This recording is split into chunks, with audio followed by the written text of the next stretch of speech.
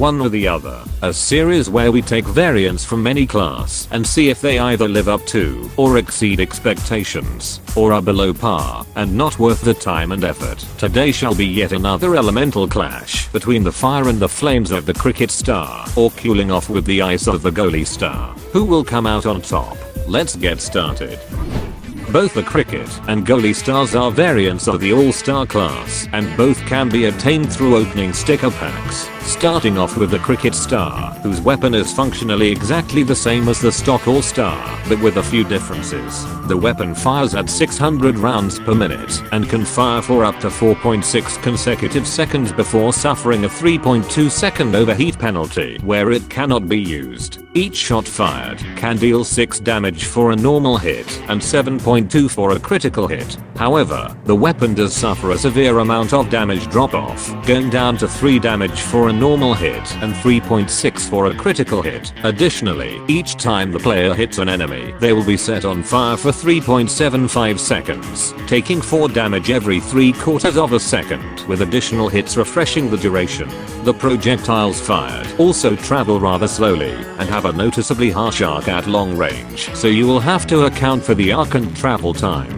We then have the goalie star, whose weapon is also functionally similar to stock but with a few differences. His weapon also fires at 600 rounds per minute and can fire for up to 6.2 consecutive seconds before suffering a 3.2 second overheat penalty where it cannot be used. Each shot fired can deal 5 damage for a normal hit and 6 damage for a critical hit. The weapon does suffer a noticeable amount of drop-off, with it going down to 3.5 damage for a normal hit and 4.2 for a critical hit. Additionally, landing a few hits will chill them, slowing them down. If, however, the user can land roughly 15 shots in rapid succession, then they will be frozen for the next 2.1 seconds. Like most other all-stars, his projectiles do travel slowly and have a noticeable arc at mid to long range, so you will have to take that into account. Now, when comparing the two, both have their strengths in some scenarios and weaknesses in others. For cricket star, whilst the only benefit he gets is dealing fire damage, this actually allows him to easily chip at enemies from all distances, as all he needs to do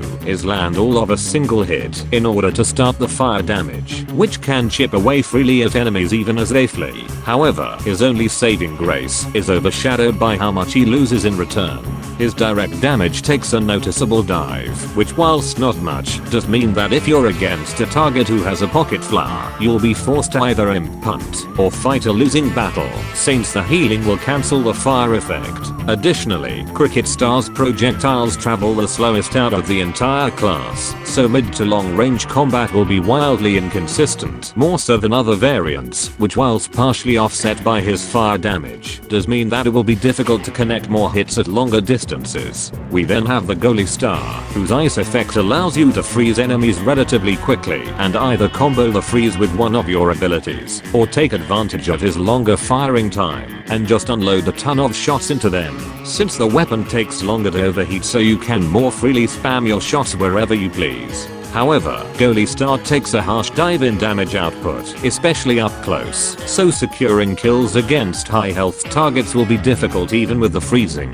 Additionally, much like cricket star, his freeze effect can be negated by sources of healing, which, with how little damage he does, means that any targets with a pocket flower will be near unkillable without the use of assistance or abilities. It's essentially a choice between: do you want to play as a variant who can deal fire damage over time but have a noticeable drop in direct damage and have less consistency at mid to long range? Or do you want to play as a variant who can freeze and cheese enemies and fire for longer periods of time but sacrifice more than a third of your damage output at close range? It may be controversial, but I personally believe that the cricket star is the better option out of the two, for whilst he may sacrifice direct damage output and mid to long range consistency, the fire damage is a lot more powerful and useful, especially when against teams with no healers. Be sure to come back for the next episode in 2 weeks. Thanks for watching, and don't forget to subscribe for more shit like this. Have fun.